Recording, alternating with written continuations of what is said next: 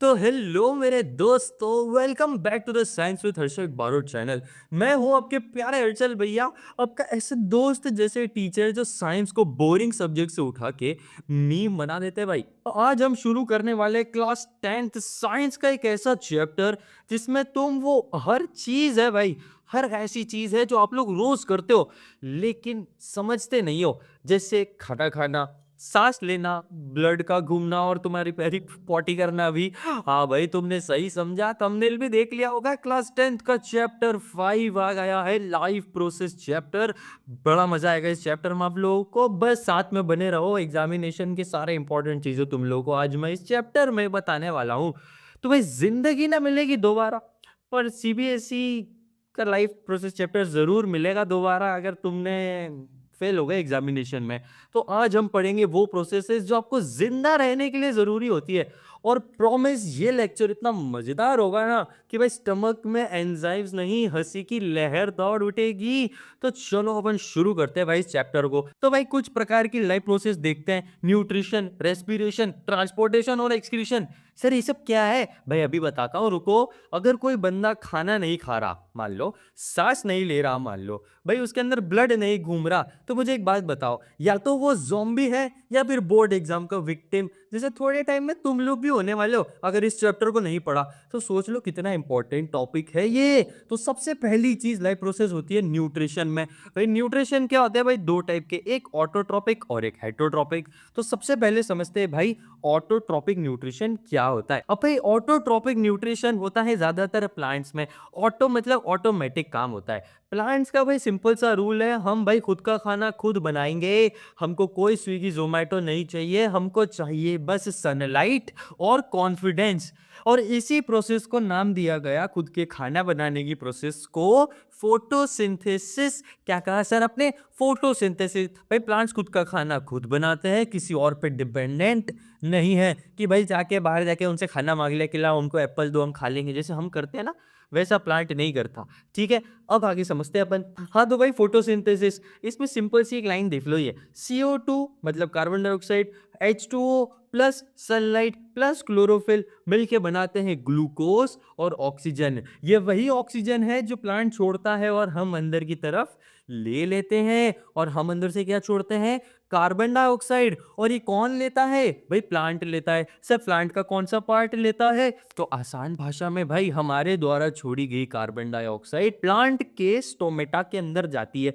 किसके अंदर जाती है? स्टोमेटा मतलब लीफ की नाक होती है वो। स्टोमेटा जो होता है लीफ की नाक होती है, और उसके दरवाजे खुलते बंद होते हैं। तो जैसे ही वो खुलना बंद होता है तो उसकी दरवाजे के गार्ड होते हैं भाई, सिक्योरिटी गार्ड, उन्हीं को बोला जाता है गार्ड सेल। तो भाई ये तो बात हो गई स्टोमेटा की। ठीक है, समझ आया? इजी था ना, कुछ नहीं था भाई। नाक होती है, प्लांट्स की नाक होती है जो कार्बन डाइऑक्साइड अंदर ले लेती है, जिसके कारण फोटोसिंथेसिस में हेल्प होती है।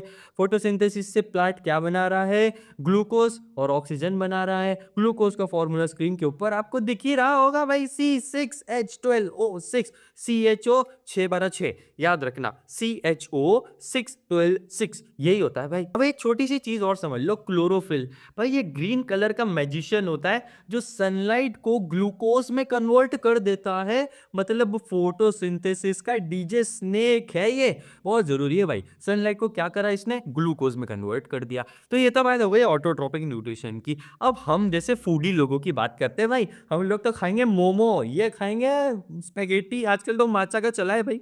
माचा नहीं पता तो गूगल कर लेना क्या होती है भाई। माचा टी होती है एक टाइप की, जापान वापान में मिलती है ना, वो शिनचैन इंचन पीते हैं ये सारी चीजें। हम लोग यहाँ नहीं, इतना कुछ वो नहीं है, पर जेंजी हो तो लो। तो भाई हेट्रोट्रॉपिक न्यूट्रिशन, हम हमारा खाना खुद नहीं बनाते, हम किचन में जाके उसको पकाते हैं और खाना सारा बाहर से तोड़ के लाते हैं। प्लांट्स को बोलते हैं भाई कि हमको खाना दो, हम उसको पकाएंगे और खाएंगे। हम उन पे डिपेंडेंट होते हैं। ये हेट्रोट्रॉपिक न्यूट्रिशन। तो सबसे पहले हमारी बात कर लेते हैं हम लोग। तो हम लोग का शुरू होता है माउथ से। यहाँ पे एंट्री होती है सलाइवरी अमाइलेज की। भाई ये सलाइवा में होता है जो स्टार्च को तोड़ता है। किसको तोड़ता है सर? स्टार्च को तोड़ देता है। स्टार्च को तोड़ के वो बनाता है ग्लूकोज। जैसे केमिस्ट्री में मार्क्स टूटते हैं ना आप लोग, बस वही सीन है इसका। भाई स्टमक के बारे में बात करते हैं। भाई पेटू होता है हमारा, पेटू भाई ये एसिडिक विलन होता है। इसके अंदर जो हीरो होता है वो होता है पेप्सिन। भाई कौन है स्टमक का हीरो? पेप्सिन होता है भाई। अब स्टमक एसिडिक विलन क्यों बोला? क्योंकि इसके अंदर पाया जाता है HCl।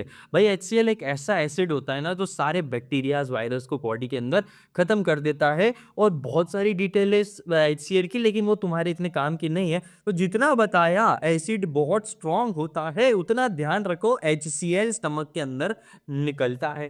तो भाई हीरो कौन था?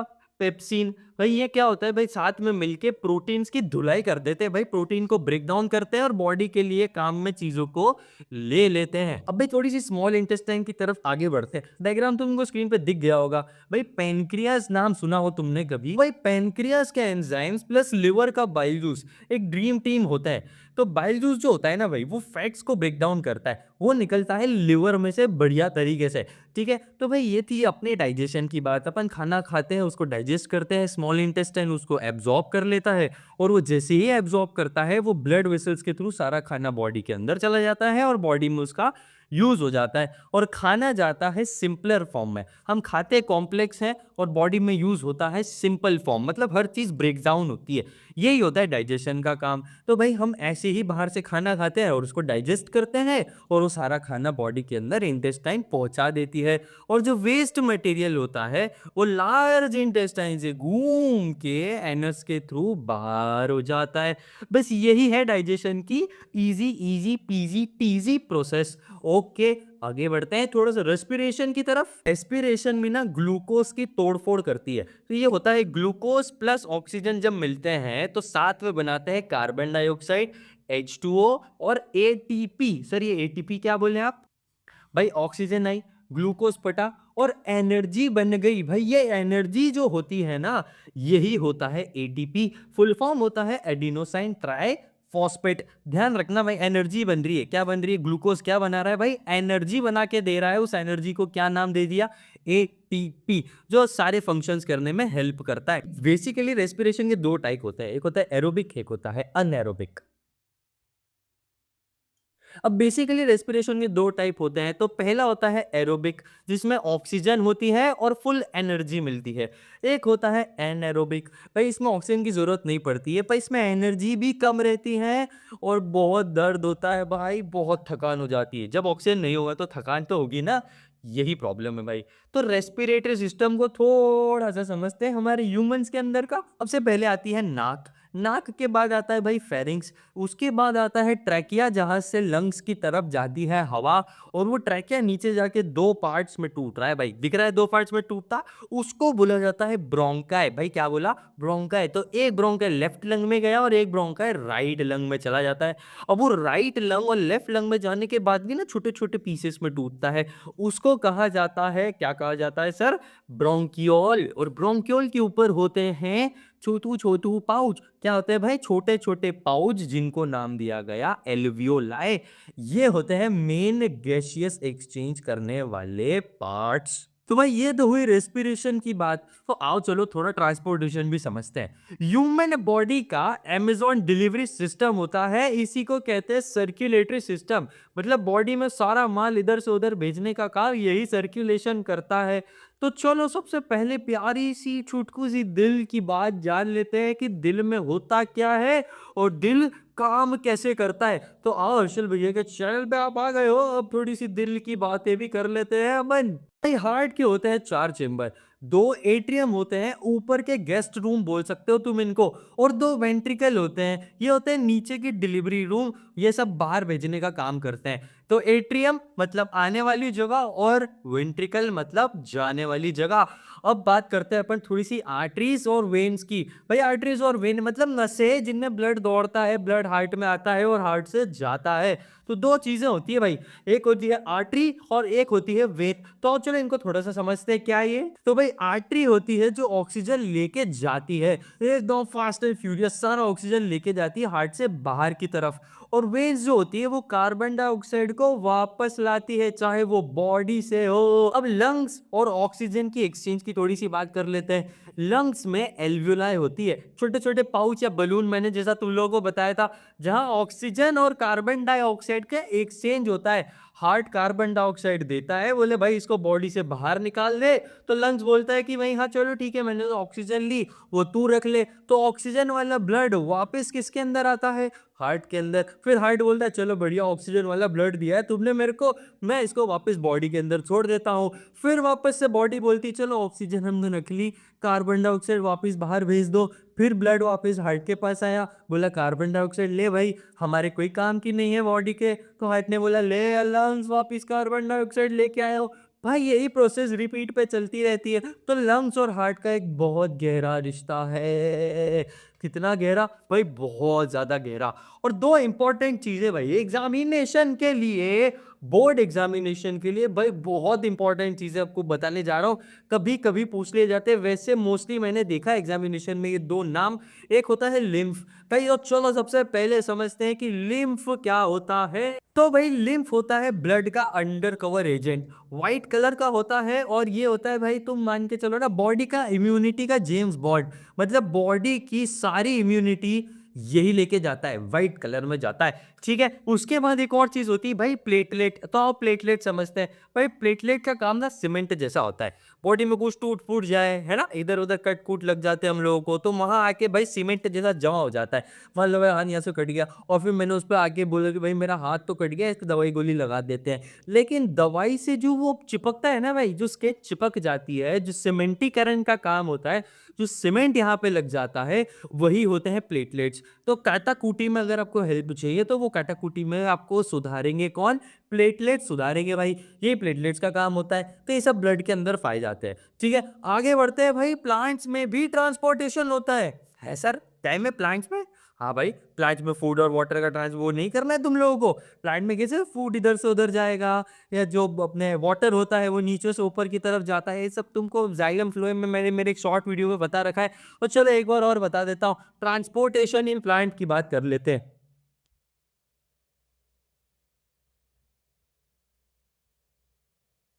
तो भाई transportation in plant, xylem is equals to पानी ऊपर ले जाता है, जैसे पानी का एलिवेटर हो। रूट से पानी खींचता है और पूरे प्लांट में नीचे से ऊपर छोड़ देता है। एक ही डायरेक्शन में चलता है, नीचे से ऊपर। वही होता है फ्लोएम। भाई जहां जहां खाना है वहां वहां से प्लांट की बॉडी के अंदर लेके आता है, ट्रांसफर करता है, ट्रांसपोर्ट करता है। तो ये हो गया भाई बाई डायरेक्शनल। तो एक होता है यूनिडायरेक्शनल, एक होता है बाई डायरेक्शनल। ये इन दोनों के बीच का डिफरेंस है। फ्लोएम मतलब फूड ले जाने वाला, फर्स्ट से फ्लोएम, फर्स्ट से फूड। ऐसे याद रख लेना भाई, ये इजी ट्रिक है। तो बचा क्या? वाटर, मतलब कौन ले जा रहा है? जाइलम। तो फर्स्ट से फ्लोएम, फर्स्ट से फूड। भाई यही चीजें होती है transportation in plants. Xylem water लेके जा रहा है प्लांट के अंदर इधर से उधर, और फ्लोएम फूड लेके जा रहा है भाई। ये हो गया ट्रांसपोर्टेशन इन प्लांट्स। अब भाई बहुत जरूरी चीज भाई, अपन ने खाया, अपन ने ऑक्सीजन ली, अपन ने पानी पिया, अब बॉडी से कुछ बाहर भी तो करना है ना। करना है कि नहीं करना है? तो यही चीजें होती है एक्सक्रीशन में। तो आओ थोड़ा सा एक्सक्रीशन की तरफ चलते हैं। ये लीजिए, पूरी की पूरी एक्सक्रीशन के नोट्स मैंने आपको दे दिए। ये सारे नोट्स ना भाई लोग लिख लिया करो। क्या है, काम आएंगे एग्जामिनेशन में, बोर्ड्स में तो काम आएंगे ही आएंगे। आओ चैप्टर में आगे बढ़ते। क्या बोल रहे थे सर? एक्सक्रीशन। एक्सक्रीशन की बात कर रहे थे हम लोग, तो आओ चलो थोड़ा सा एक्सक्रीशन को समझ लेते हैं।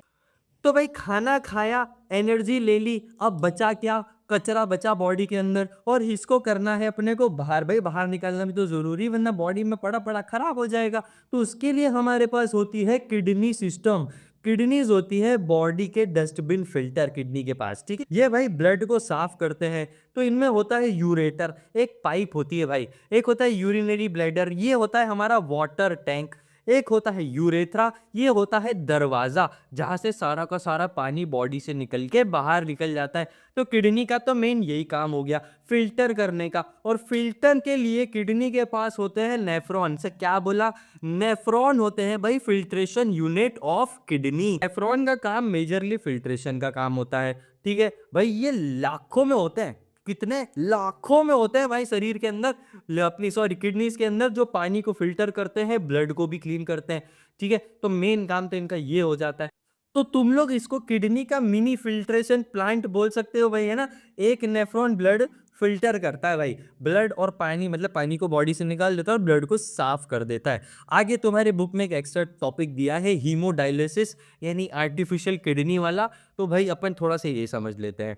क्या होता है ना, अगर किडनीज फेल हो जाए तो हॉस्पिटल में मिलता है डायलिसिस मशीन भाई, जो ब्लड को फिल्टर करने का काम करता है। जब किडनी खराब हो जाएगी तो आर्टिफिशियली ब्लड को क्लियर करना पड़ेगा, है ना? कोई डिटर्जेंट विटर्जेंट किसी चीज़ की ज़रूरत नहीं पड़ेगी। ब्लड को तुमको साफ़ करना है तो किडनीज़ नहीं है तो ये डायलिसिस मशीन तुमको रहेगी, मिलेगी, जिससे तुम नहीं मतलब जिसको भी ये प्रॉब्लम है उसको मिलेगी।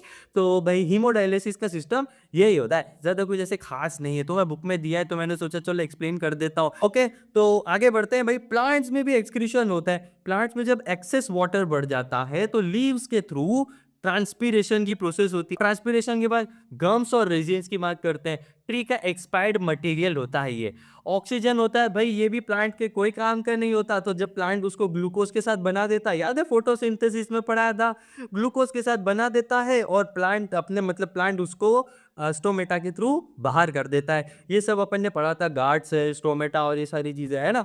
तो भाई इसी के साथ धन्यवाद, ये चैप्टर यहीं पे खत्म होता है। शॉर्ट में मैंने तुम लोगों को सारी चीजें बता दी। क्या हो गया भाई, बाल वाल खराब हो गए? चलो जैसे भी है, डेटा तो अच्छा दे रहे हैं तुमको भाई। तो अपन ये चैप्टर आज लाइव प्रोसेस यही खत्म करते हैं। मिलते हैं अगले वीडियो में चैप्टर नंबर 6 के साथ।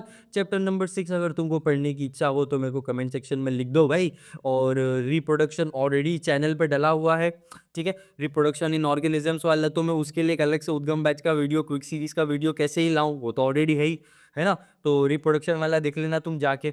और बात रही अगले चैप्टर की, तो कंट्रोल एंड कोऑर्डिनेशन आने वाला है अब। तो कंट्रोल एंड कोऑर्डिनेशन के लिए भाई सब्सक्राइब करो, है ना? कंट्रोल कोऑर्डिनेशन बहुत वो है, दिमाग की पढ़ाई भाई, दिमाग लगाना पड़ता है, ये करना पड़ता है, वो करना पड़ता है, फलाना फलाना। क्या होता है सेरेब्लम, क्या होता है सेरेबेलम, सेरेब्रम सेरेब्रम में क्या डिफरेंस होता है, क्या होता है टेम्पल, ये सब सारी चीज़ें अपन समझेंगे। न्यूरॉन्स क्या होते हैं, स्पाइनल कॉर्ड क्या होती है, स्पाइनल फ्लूइड क्या होता है, कैसे दिमाग काम करता है, वॉल्यूंटरी एक्शंस, इनवॉल्यूंटरी एक्शंस, बहुत कुछ आने वाला है अभी तो चैनल पे। तो फटाफट सब्सक्राइब करो, लाइक करो, हर्षल भैया के साथ बने रहो। ऐसे ही इंटरेस्टिंग तरीके से सारे के सारे चैप्टर अपन खत्म करते जाएंगे, स्कूल की मतलब स्कूल का आपका सारा डेटा खत्म होने से पहले, ठीक है? तो भाई मजा आया वीडियो में तो फटाफट लाइक करो और कमेंट में मेरे को बताओ कि भैया आपने ये छोड़ दिया, आपने ये कर दिया, आपने वो कर दिया, आपने वो गलत पढ़ा दिया, सब कुछ बता दो मेरे को, है ना? और पूरा वीडियो एंड तक देखना, सारे नोट्स जो जो अभी तक लिखे हुए थे वो भी एज इट इज कॉपीज में लिख लो। और मिलते हैं अपन अगले वीडियो में कंट्रोल एंड कोऑर्डिनेशन के साथ। Till then bye bye. और हाँ, शॉर्ट्स देखते जाओ भाई, आजकल बढ़िया बढ़िया चल रहे हैं, है ना? मजे आएगी तुम लोगों को। कुछ नए इंटरेस्टिंग फैक्ट्स भी डाले मैंने साइंस रिलेटेड, तो जाके देखो, एंजॉय करो। मिलते हैं अगले वीडियो में, बाय बाय।